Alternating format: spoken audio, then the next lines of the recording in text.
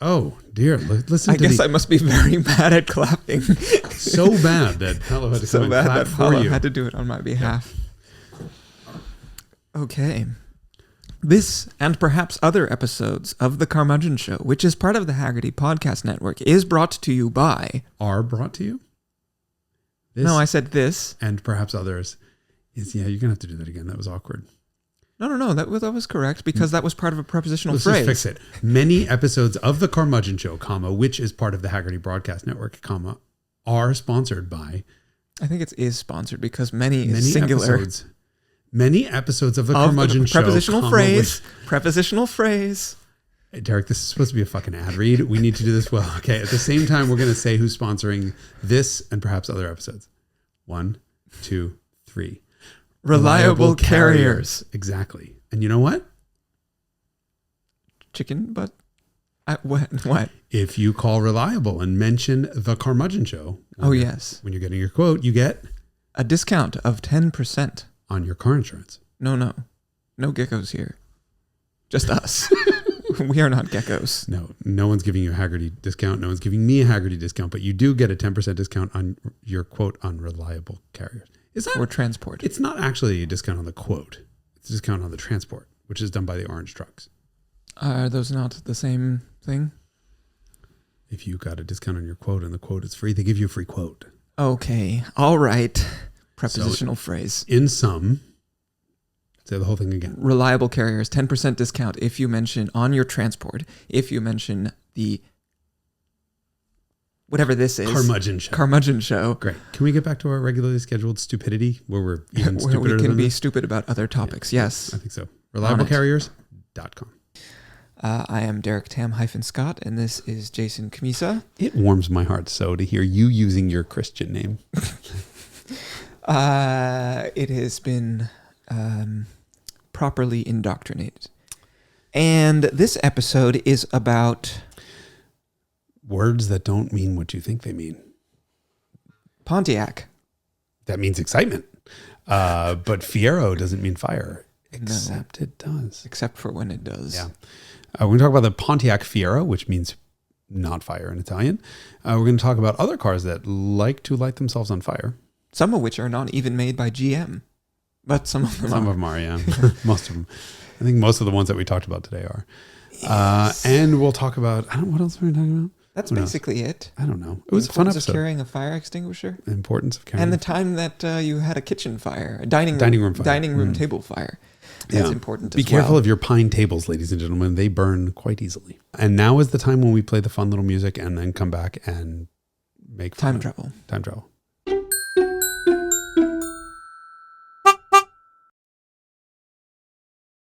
No. Sober. No, you don't have to be sober. We just came back from break. I am always sober on the Carmudgeon Show. It's one of my greatest flaws. You're always sober, period. Oh, we talked about this before. Hello and welcome. Sorry. Bless you. You can't say hello and welcome. Yeah, it was because we were just watching the video in which you accidentally contacted whatever Toyota's OnStar is. What is it? I don't know. Toyota Connect. Because you used Jason Fenske's head. As a bollard. We're going to have to do an insert of this. But the long and short of it was I was in the GR Corolla and Jason Fenske was in the passenger seat, and I turned in while he was looking down, and he smacked his head on the B pillar onto the airbag sensor, apparently, and it called 911. 3 times. Well, if you're in pounds and I'm in kilos or something. You're trying to get something in your pocket? It was good because I went straight up against the... But I got a helmet on, so it's fine. Connecting to the emergency call center. What happened? I don't know. It thinks we had an accident, but this is going to be a fun call.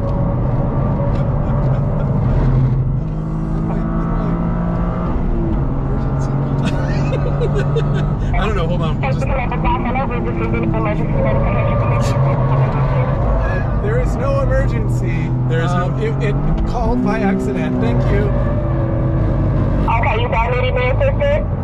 We're all good. There's no emergency. Thank you. All right, I'll disconnect. If you have any questions in the future, press share 4. Thank you so much. Bye bye. What did you do?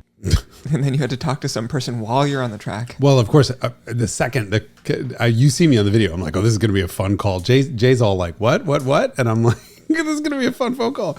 And the second she connects, I just downshift and throw it into a corner. And I wanted to maximize engine noise and tire squeals. So she'd be like, sir, slow down, sir, slow down. She was unfazed. She didn't care whether we lived or died. I don't think she could tell where you were. Because she said, what did she say? She said, oh, you've already been assisted. Yeah. So she probably had so much background noise she didn't know what was happening.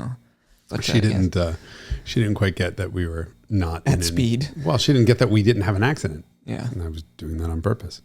Right. Mm-hmm. You've already been assisted. Sure. I'm helping myself. So anyway, that was our Jason Fensky moment, our engineering explained. Are we explaining any engineering today? Oh, a manner of speaking, I think, right? Do we know? This car is on fire. Right. Mm-hmm. Oh, in anticipation of your upcoming... Previously released upcoming... right. We are professionals. I'm going to have to...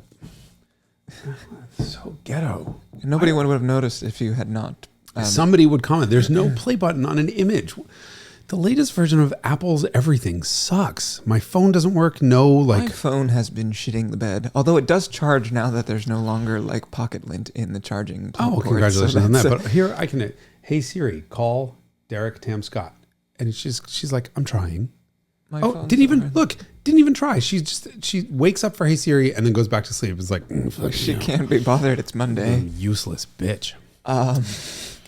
I routinely change the voice on Siri to different nationalities and different voices because I find that I get very upset. Like for a while, I had an Indian guy, and it was like, who would you like to say? And it was fun to have a different accent. And then I started to feel like upset at Indians, and then so I changed it to like a white guy, and then I hated white people, and then I changed it to they have a new voice that's like gender neutral, and it's supposed to be like you can't tell whether it's a him or a her, it's a they, and it just sounds like I can't I'm gonna go down. We're gonna have to cut this whole segment out because I'm gonna piss everyone off. But I just find it I get very upset at Siri, and depending on what Siri sounds like, I never use Siri. Period. I can't anymore. She doesn't work. The bitch doesn't listen to me probably because I'm so. That's because you abused her so much. She's probably got a restraining order that you don't know about. She definitely does. Pontiac Fiero was the phrase I was trying to say before all this started. Pontiac Fiero is fire. No, thank you. It is not. It is. Cool is it supposed to be Italian? It's Fiero. If it's supposed to be Italian, then that's proud. Indeed, it was named after because it was the whole car was a con job. It's kind of my favorite. So the intro to that episode, that Revelations episode, is definitely my favorite one yet. We had a lot of fun. I loved it. I thought it was great. Thank you. We you loved it because you don't come from Detroit, and I'm not making fun of your accent. You're not making fun. You're faithfully reproducing. No, that's what I thought. I mean, I'm sure that Michiganders are going to be like, that's not what we sound like. Oh my God. But the whole idea was that I'm playing an executive on the hot seat. So, we had the light bulb hanging down. We sprayed my face with water. And I'm sitting there with a fake cigarette and a brandy, which is actually iced tea. And I'm being interrogated by the incomparable Thomas Holland from Throttle House, who does the best voiceover voice. He was my first choice, and I'm like, hey Thomas, will you read this? And he sent me 3 versions, and he's like, I don't know which one's the best. And the first one was so fucking funny, I almost pissed myself. Then why does he's got this teacher yelling at you when you're the teacher's trying to distill through your bullshit when you're in school and in trouble. He just fucking made me laugh so hard in this scene. So stupid, but we had the Fiero on fire, gradually lighting itself increasingly on fire in the background. And so how we did it was, it's mostly real. I mean, it's smoke and lighting. Do you want to give these trade secrets away? No, but I had to show the owner of the car when I returned it to him. I'm like, you'll note it's in perfect condition. Not on fire, not presently on fire, not previously on fire. Not previously on fire. And here's what it looks like. The guy was a sweet out of a guy. But he laughed. And I'm like, you can't do an episode on Fiero without talking about fire. And it's not because Fiero means fire in Italian. No. It means Ferrari nuts will know the word for Fiero, for fire, because it is the name of a color. Rosso Fuoco. Funny enough, I don't know if you know this because you haven't seen the episode yet. One of the the number 2 choice for the Fiero's name was Fiamma. Oh, that means flame. Yeah, it's getting pretty close. Okay. Yeah, it was almost the Fiamma 2M4. That was there was another name that it was supposed to be, and Is the 4 for 4 speeds? 2M4 4-cylinder. There's 2M4 and 2M6, 2-seat mid-engine. But they were originally 4 speeds, right? They were almost their whole run were 4 speeds. It was only 87, I think, got a 5-speed. Ooh, but high technology. It was an interesting car. You know, I always thought they were great looking. I always knew about the fire problems, and you can't do an episode on a car that's notorious for burning itself. When you go back through the recalls, it wasn't just one way it ignited itself on fire. I mean, these things lit themselves on fire so many different ways. And it's GM's... It's an impressive achievement. Right. Why does that happen? I don't know. It's GM's here's the one thing. The budget was 1/3 of a traditional new car budget. So that probably had something to do with it. They normally have a pyrotechnics engineer that they hire that they weren't able to hire this time? Clearly. But the whole car was a con job, basically. The idea was, it was the late 1970s. Pontiac needed to hit its CAFE requirements, fuel economy requirements. And they had been trying to convince GM's board to allow them to do a sports car for years. And sort of common lore is that the Corvette team said no and put their foot down on it. Like, Pontiac can't have a sports car; it'll kill us. There's not really. I'm sure there's some truth to that, but the real reason was that the GM's board kept looking at the numbers. Corvette had its own financial problems. Corvette was not profitable for a large portion of its history, and it was great as a halo product. Right, but we don't need 2 buckets with holes in them when we already have the benefits of the Corvette. And the market itself was so small that they didn't think that the U.S. market would be able to sustain 2 high-performance sports cars. So they kept telling Pontiac no, and then a new guy came in, Bill Hoagland, Bob Hoagland. Hoagland was his last name. Dude named Hoagland came in 1981, and he sort of got all the executives at Pontiac together and said, let's just look at what Pontiac was and what it is now, and then what it needs to be going forward. And they had I read a lot of some pretty honest admissions by the Pontiac team in the moment. Like, hey, everything we had in the 60s was great. We had GTO, and we were sort of a youthful wide track, brand, and they devolved into shit in the 70s. Yeah. Everybody did, to be fair, in the Malaise era. Yeah. I think they were hardest hit of all the GM divisions because they were, all of the things that made Pontiac different had been taken away. So that's why the STE 6000 was so exciting when it came out. A little bit later, but yeah. But they were still dealing with a hangover. Yeah. And they had really toyed with the idea of killing Pontiac because there was just no reason for it to exist. Spoiler alert. Yeah. It happened later. Yeah. But when you look at the 5 brands lineup, it was very clear what Cadillac did. It was the luxury brand, and it was clear what Chevy did, which was the entry-level brand. And you sort of look, Buick was like the import fighter, Oldsmobile was the old man car. What is other way around? Guess it wasn't that clear. Anyway, more importantly, back to Pontiac. Oldsmobile is the old man. Buick is an import fighter? Buick I did not realize that was the mission. I've always wondered about that because when you go back, gosh, I can't go in an entire episode without talking about Motor Week. But when you watch, they would do these yearly GM model line summaries, and you'd be like, everybody has a J car, everybody has a this, and you're just like, why do they make so many damn things of the same car? And what were people envisioning their differences were when it's all the same damn car? And then be like, this engine only is available in the Buick. And you're like, why did they do that? What is going on here? I didn't ever really understand what all of the... It was clearer to me than what Chrysler was. Chrysler had the 3 brands, and I didn't realize. I worked for Chrysler in college, and I didn't even realize that Chrysler was the luxury brand and Dodge was the sporty and Plymouth was the cheap one. It took me working there to fucking figure that out. I think that's more instinctively obvious to me. There were too many. The problem with there are too many GM cars, right? Yes, and there's too many marks. So I think of Buick and Cadillac. Buick is like Cadillac, but less money. Mm-hmm. And then Pontiac was a sporty. Pontiac, I get, is a sporty one. Chevy makes sense, and then that leaves Oldsmobile as the traditional. But then they do some weird stuff like the Trofeo, that's kind of vaguely spicy and innovative and exciting. And so then remember the Trofeo ads, or were you? No, I don't remember them. So they right after Beetlejuice dropped in the late 80s, the Banana Boat song, Deo. Right, so they made a commercial that was Trofeo. I can't believe we're gonna need it's. My whole childhood was singing Trofeo. It's a new generation and we want a new boost. Sequential port, fuel injection, anti-lock brakes. It is come and we want a new boost. Visual information center, handles great. This Oldsmobile is not our father's. New generation for the sons and daughters.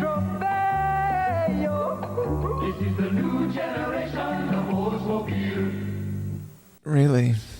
So like Daylight that, coming. it's like that's a little bit inconsistent right. with what Oldsmobile is supposed to be. I could never figure it out. I think they changed. Well, a they're couple gone times. now. They're gone now. And so Buick would be gone if it wasn't for the Chinese market. Chinese market Buick sales are huge. It's warm in here, isn't it?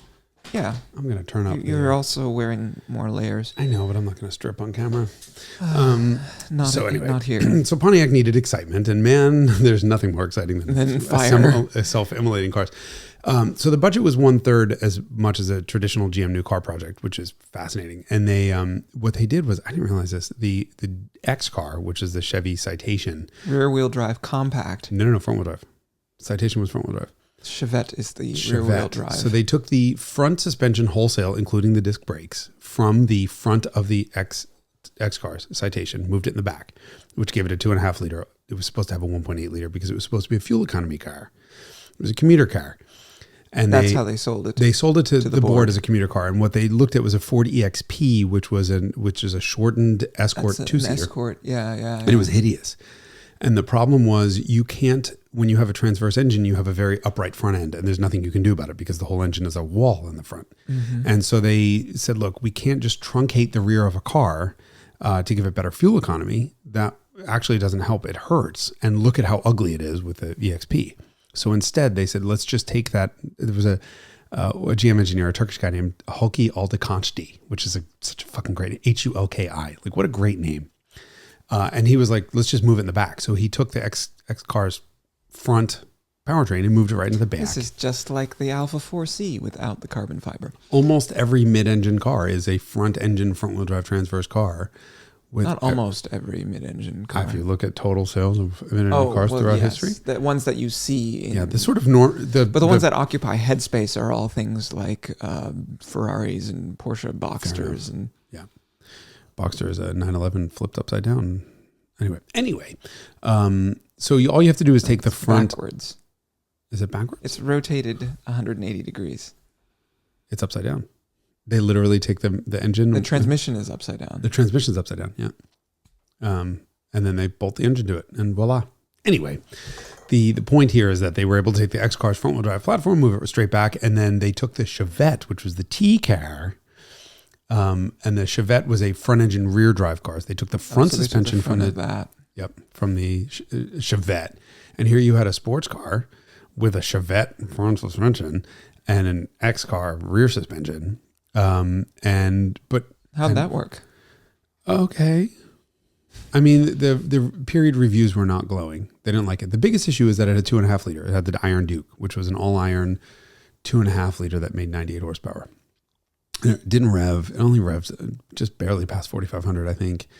And had a 4-speed, widely spaced ratios. And they did, to GM's credit. How many horsepower did the 1.8 have? Oh, I think it was 92. It wasn't that much worse. The 2.5 had a lot more torque. But the 1.8 never happened. But they did make a fuel economy package for the car. And it got really long gears and little tires. And it did hit 50 miles per gallon on EPA highway. Remember that EPA's numbers have been adjusted twice since then. Yes. And I recall also from watching, again, the Motor Week review that they were like, it's rated at 50, but our car, which isn't broken in, did like 36 or something like that. In this car, it was 20. I think they got 28 on their fuel economy. 28 on their 100-mile economy loop. Right. Yeah. So, I mean, it wasn't even close, but they did hit the 50 mile per gallon target, which was exactly what they needed to do for CAFE credits. Because they had all these other heaps consuming. I mean, what else did Pontiac make at that time? Well, the J cars were about to debut. So that was the J2000. The 1000 was the Chevette. The 2000 was that. And then they had the big cars. I don't even, what the hell was the Pontiac?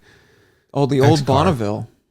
That's the front engine rear wheel drive. It looks like a little Sabre. Yep. This is the thing that they put the diesels in. Yeah. I don't know if the Pontiacs got diesel. Probably they did.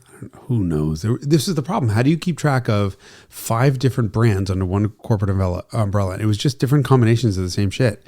So you had the 1.8, you had the 2 liter, you had the 2.5 liter Iron Duke, you had the 2.8 V6, and then the 4.3. No, the Vortec, was that the one that came later? I think. Either way, but they were just, every division had its own combination of the same shit. There were a few unique powertrains, I think. I mean, yeah, the Grand National Turbo 3.8. Yeah, and the Quad 4. The Quad 4 was supposed to be in the second gen. So there was supposed to be a second gen Fiero. And it was going to be wider and way more aggressive. So look, I started out by saying the whole thing was basically a con job to get it through as a 2-seat commuter car. And it, of course, was a sports car. And they needed $30 million extra to finish some huge suspension revisions to actually make the thing handle well. And they finally got it in 1988. And then before those cars could the reviews even hit the newsstands, the car was canceled. And it needed 50,000 sales a year to be profitable. And it was 20 something that year. And it wasn't even close. So they killed the whole thing. But the next gen, so apparently the 1988 Fiero is the one to have because it actually got that $30 million. Is it a 1 year only? 1 year only. Jesus. I mean, there were different bodies. They kept making, there was the regular, the original, and then there was the fastback, which was the GT that got the V6 in it, which also still had the 4-speed, even though the 4-cylinders got an Isuzu 5-speed early on. I mean, it's just the whole thing was not fully baked from the get-go.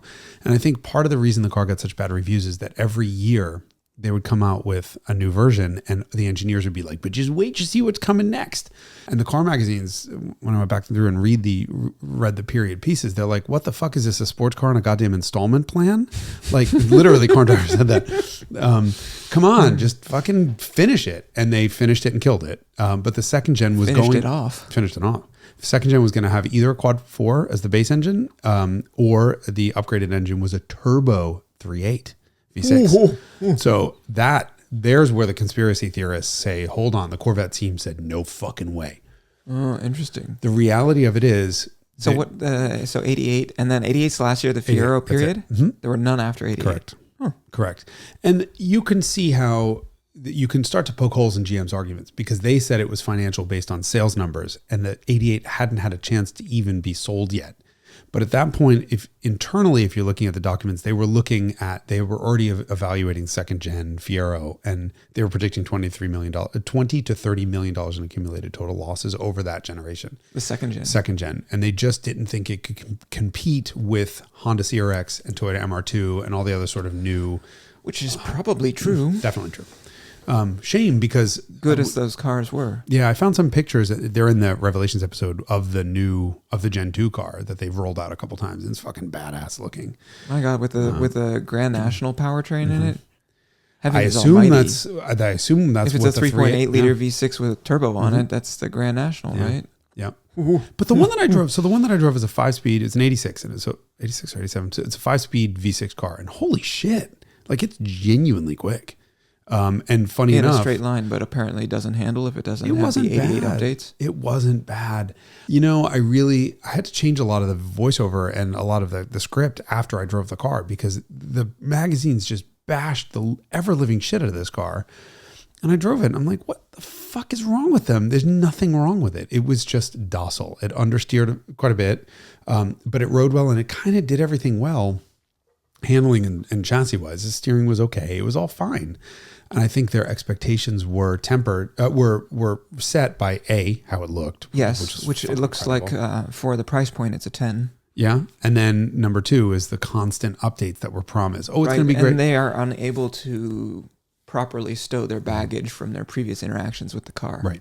Because their first ones might have been lacking. And they just kept saying, but this is coming. And I wonder had the Pontiac engineers not continued to point out all the shortcomings of the suspension, if it would have really been that bad. Because you read the text and they're like, okay, well, it kind of understeers and it's docile and it's totally fine and it outgrips a lot of other cars and it does really well, but this is coming. And you're like, wait, It was an interesting car, but also the fire issue. I mean, that probably didn't help things. Every Fiero ever made was recalled for for fire damage, and it was multiple recalls. So all the four cylinders. Impressive. Yeah, the first one That's in the great GM tradition. When you get to the modern era, now that we have the Bolt and Volt that are self-immolating issue. The funny enough, the first 1 out of 10 first-year Fieros experienced an engine fire. Impressive. And that came from Auto Week. Like, I tried to fact check that, but I Wow. found Auto Week was like, boom, this is how many fires have been reported. The first year cars had a bunch of issues. Firstly, the Iron Duke it's a 2.5 liter four cylinder, had a 4 quart oil sump.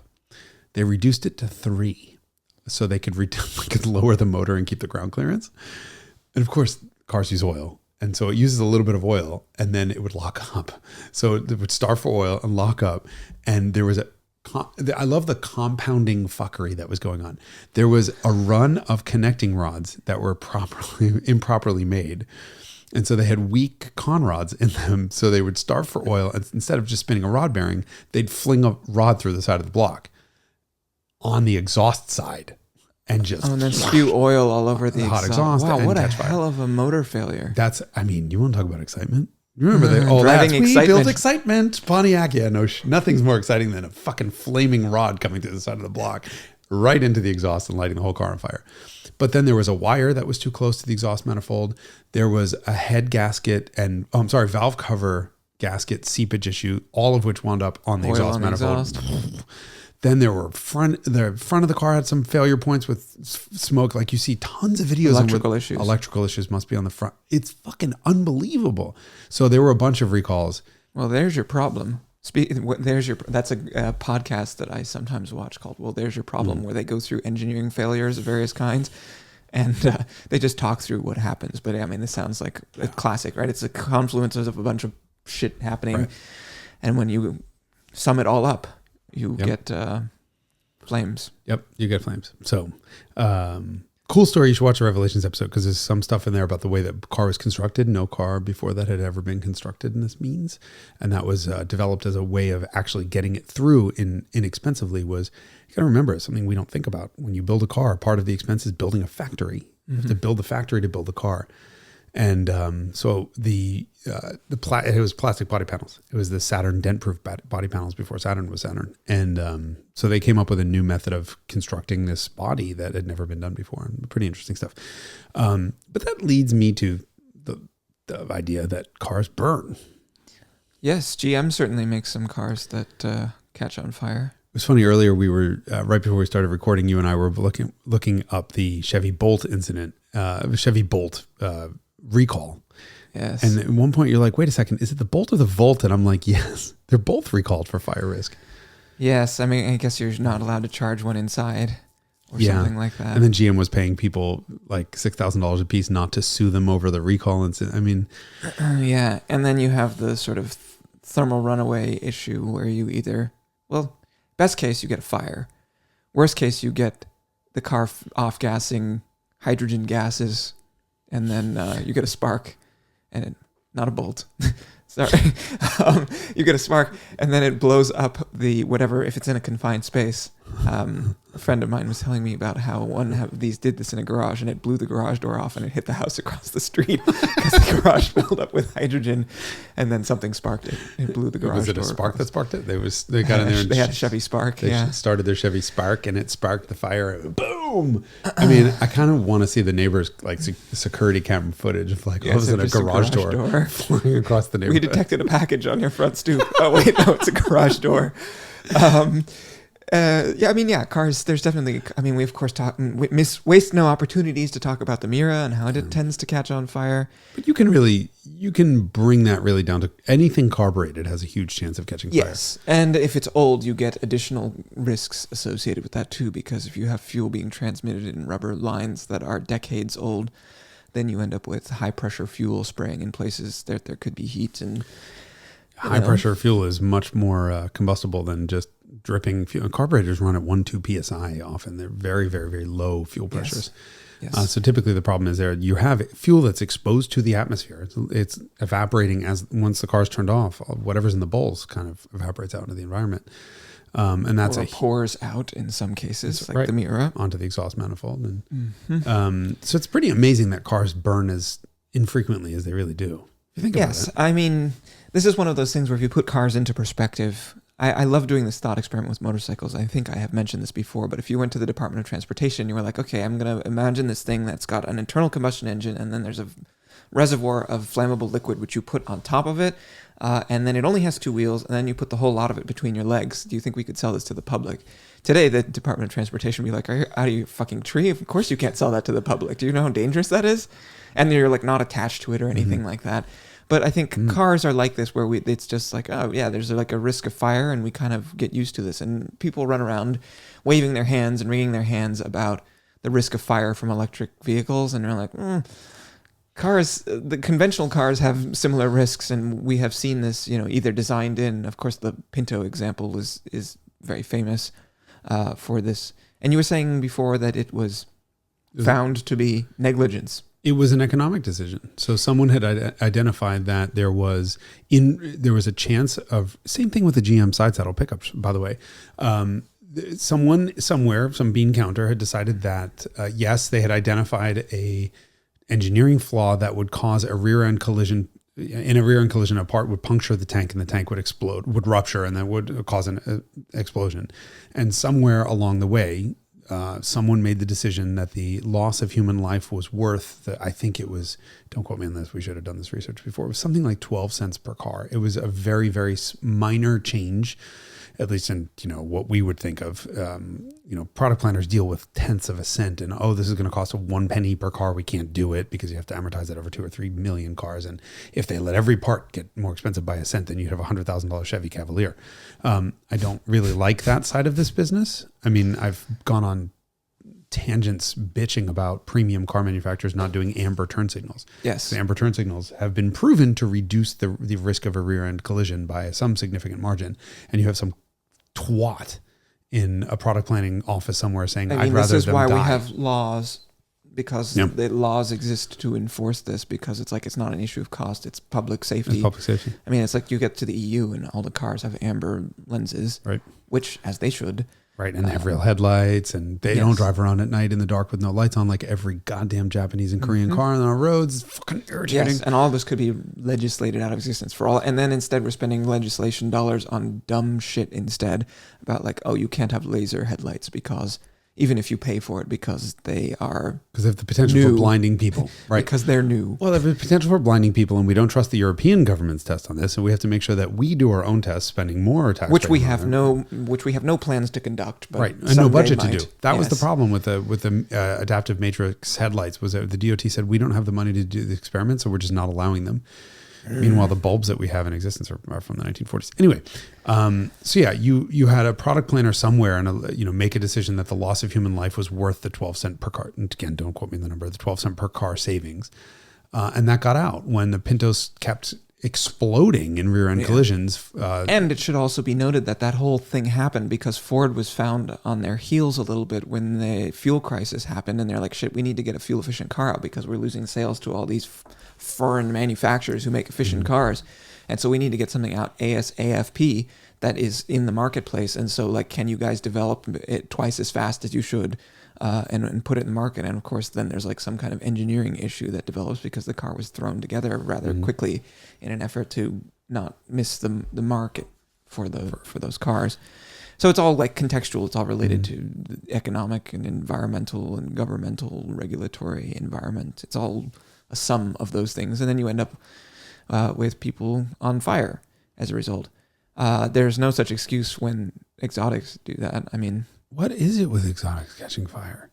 That's a great question. I don't actually know. I mean, and it's happened as recently as like the first 991 GT3s, I think. Well, that was an engine fire because it was engine failure, right? Rod through the side of the block. Was that the same thing? And then the Ferrari 458, when it first came out, they were also catching on fire for reasons. We all know, we've all seen the video in Monaco of the old lady throwing. Yes, with the F40. I mean, that's like the old car experience. When you have a car that sits and it's got rubber components on it transmitting fuel, then you introduce the risk of fire happening where it's not supposed to. I mean, and a car is an intrinsically unstable device in the sense that it's literally got fire happening inside of it.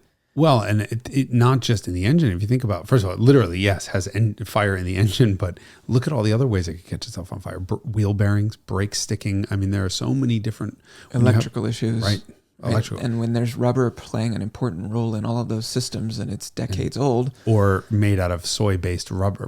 The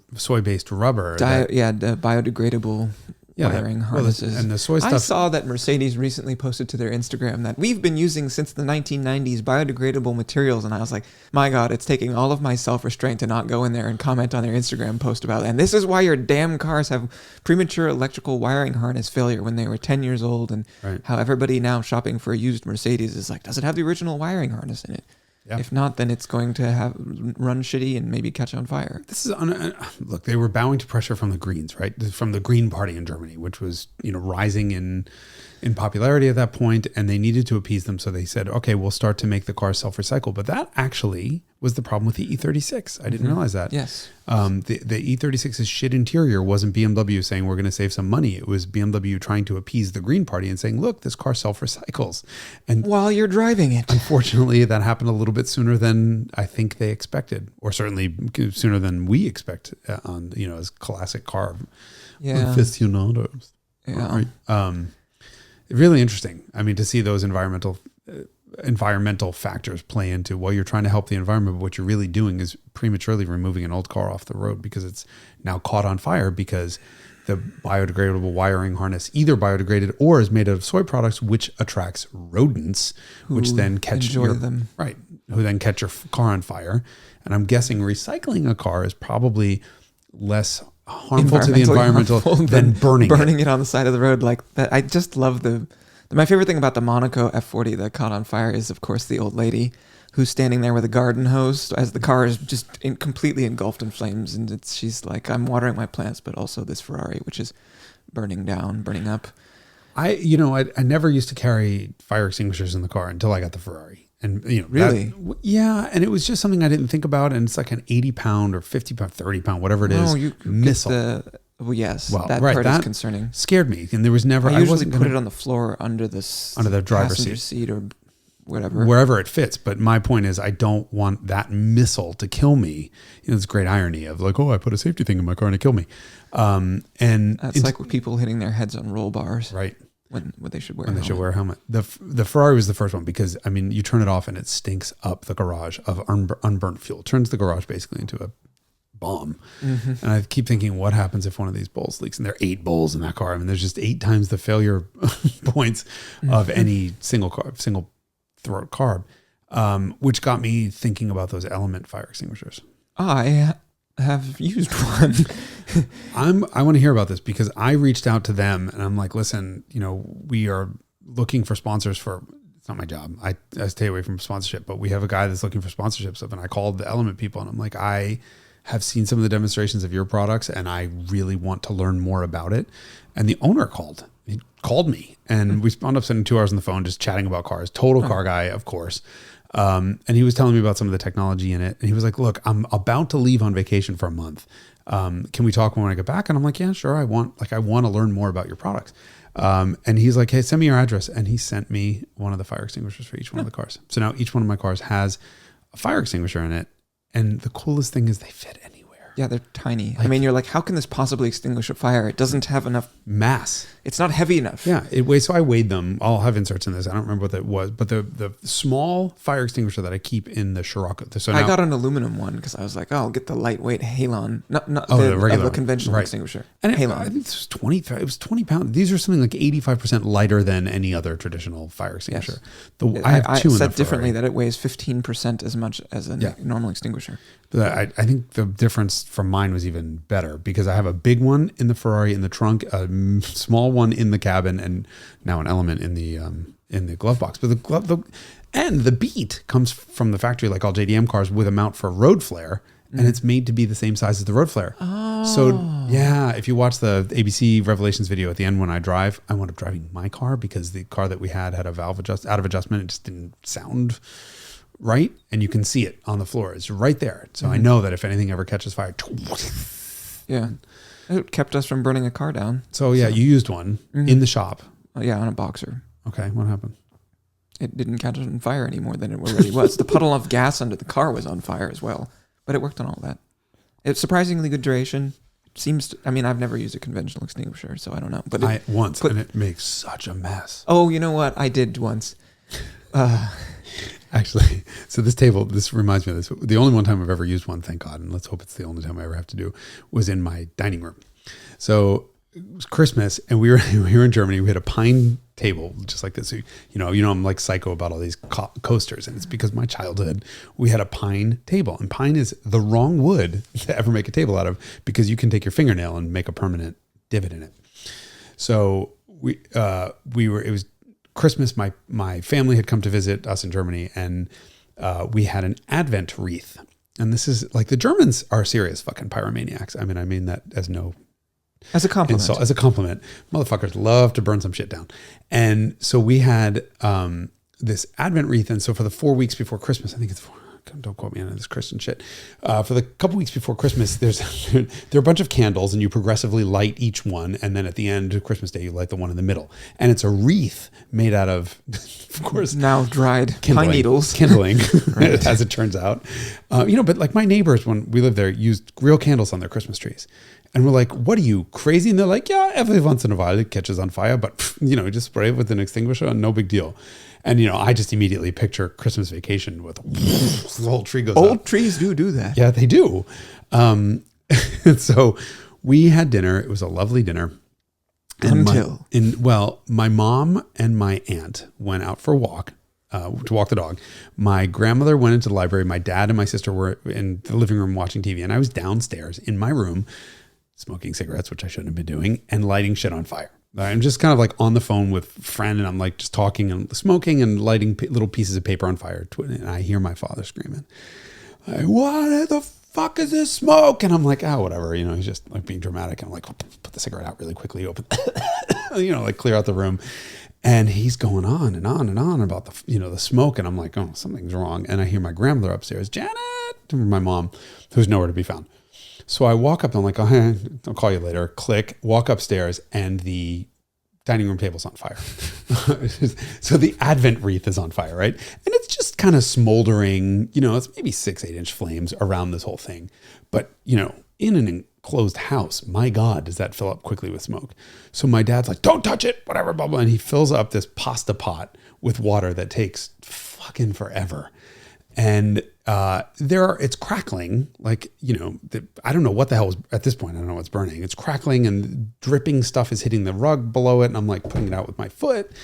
And finally he comes and he throws this huge pot. It had to have been 8 liters, like 2 gallons of water right on the table. And all that did was piss the fire off. It went. Why? I don't know. Well, I know now. It's chemical fire. It was the polyurethane. So it engulfed. Polyurethane of what? On the table. It was a high gloss polyurethane pine table. Engulfed the chandelier. I mean, within a half a second, we both jumped back, and I was already holding the fire extinguisher that was by our front door because we rented a house from Germans who were probably smart enough. And I just went that fast, and it put the whole thing out. Literally took a half a second and it was out. We cleaned that house for 6 months. But of course the whole thing, so my mom comes in, and my dad, who's prone to drama, was throwing out every candle in the house. So my mom's walking up from our side of the story. They had this lovely walk. They're coming back in like an hour later, and she's like, she tells the story today. She's like, I'm walking off the driveway, and I'm like, what the fuck did that idiot do? Why is every window in this house open? It's the middle of winter. And she hears glass breaking and whatever. And she's like, what's going on? He's screaming. And she walks in, and she's like, what are you doing? I'm throwing out all your fucking candles. And she's like, no, you're not. And she starts pulling them out of the bag. And he's like, you burned the fucking house down. And she turns around, and there's the dining room, which had been white, which is completely black. The chandelier's all fucked up. Yeah, it was. Fire makes a lot of mess. And the house stunk for quite some time. Yeah. Of burnt wood. It smelled like burnt pine. Oh, it's better than smelling like burnt chemicals. That's and true. Car smells. Burnt car smells are very unpleasant. It was actually very chemically. And I think that was the polyurethane. I think that's the reason why that flame, also the other thing is you dump water on it.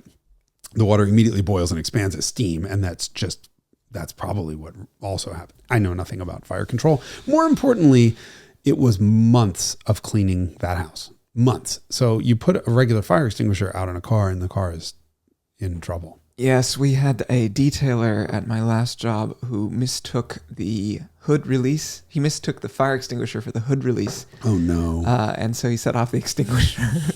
This is one of the... It was a Testarossa. It was a but- plumbed-in. It was a built-in system where there was just a Fire pull s- for in case of fire thing, and it was on the kick panel next to the door jamb where you would expect the hood release to be. And so he pulled it, and it set the extinguisher off on a perfectly not on fire Testarossa. How bad? There's a lot of like detailing afterwards. Yeah. It was just like powder everywhere. So it's just powder. Yeah. I don't know how you didn't pull the lever on your Miura on the last fire, because it recently. Last fire. That's the last just one. Trying to go That's through the all one of fires. that melted the airboxes. Yeah. Oh yes, I was very close.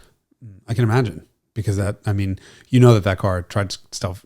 I don't think we've ever shown this insert. Yes, you have Did many I? times about the electric. I mean, window I've talked switch. about it, but the electric window switch that tried to. Yes. I had a seance. I made and then what's that thing called? A pentagram. Pentagram. Yeah. Lit candles on fire with all of my fire extinguishers around that car. I'm scared to death of it. I mean, it's insured. Fine. You can light it on fire. No. It doesn't have to. I I'm don't not have to. It'll take care of it itself. I am not going to be the one who is in charge of your car when it decides that I've had it, I'm out, see you bye. Yeah. Finishing myself off for the 90th time. Yes. So fire is a real risk. Carry an extinguisher, I guess, is the moral of all this story, especially if you're in an old car, even if it's fuel injected. If it's carbureted, for sure. And then early fuel injected, the Bosch CIS stuff, that runs at 85 PSI, 60 to 85. That's a lot of pounds. For the fuel distributor. But look at the amount of recalls on modern cars. I mean, was it E90s were all recalled? They were lighting people's houses on fire left and right. Really? Mm-hmm. They have You'd think we would have figured out how to solve this, but there are just too many ways that a car can catch itself on fire. I mean, that one was a battery thing. So they have a battery ground cable with a. I think you have a story about a battery tender setting a car on fire. Also, which one? It was at an Audi dealer. The one over here. Yeah, battery tenders scare the shit out of me. I almost never leave cars on battery. I've never burned my house down with a battery tender. The dealership here, I went to go pick up my second e-Golf, and the Audi showroom was closed. They had an A8 on the showroom floor, brand new car with a brand new battery tender, and it malfunctioned. And the thing about a tender that scares me is that you have an unlimited source of electricity coming from the outlet, basically. Yeah. Right. And your battery cannot handle an unlimited amount of electricity. And so if whatever reason it fails, it can overcharge your battery and the battery can explode.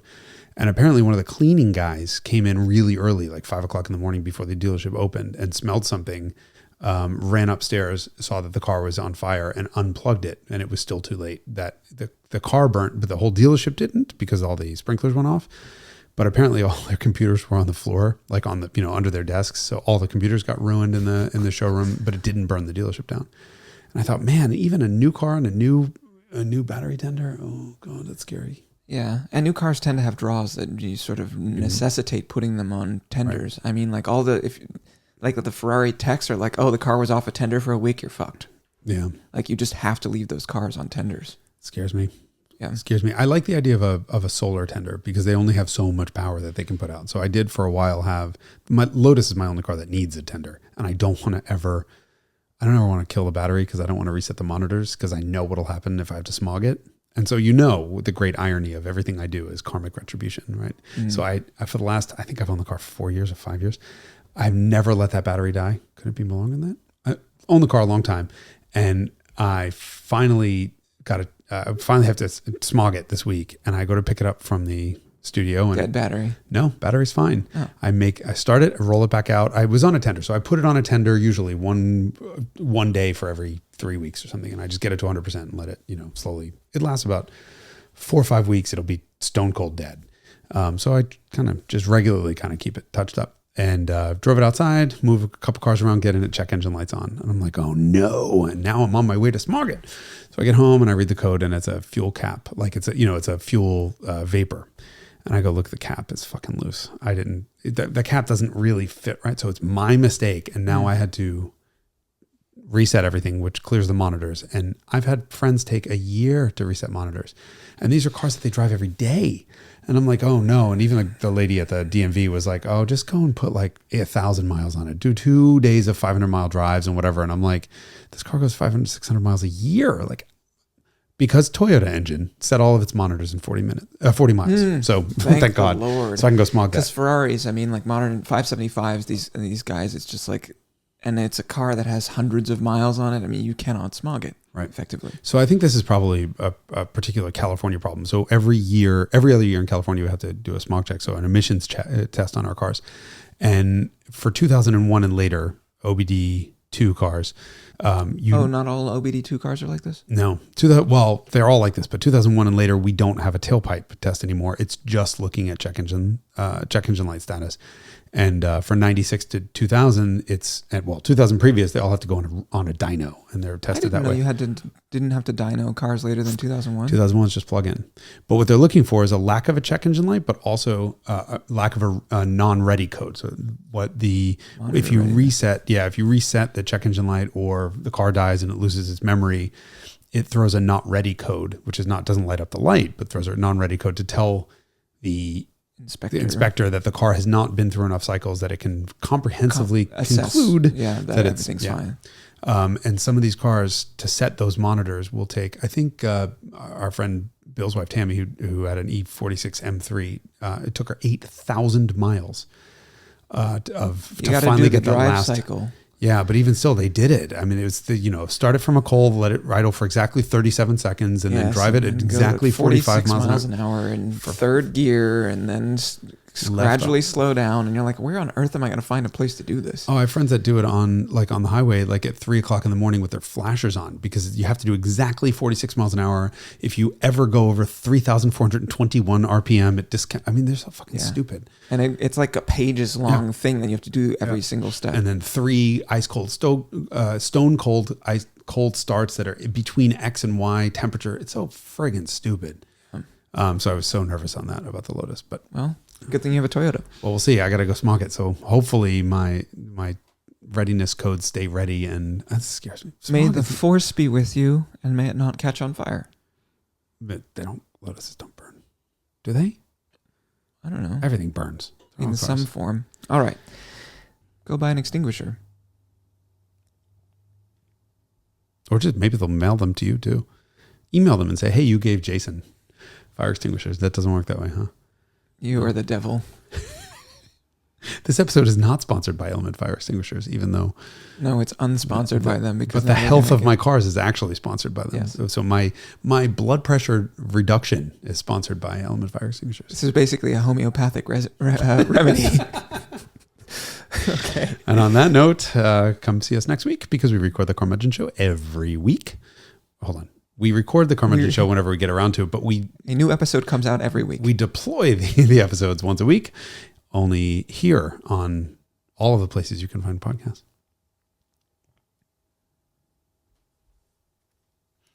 You got to clap. Do you need to clap? And now we can end the episode. Shit.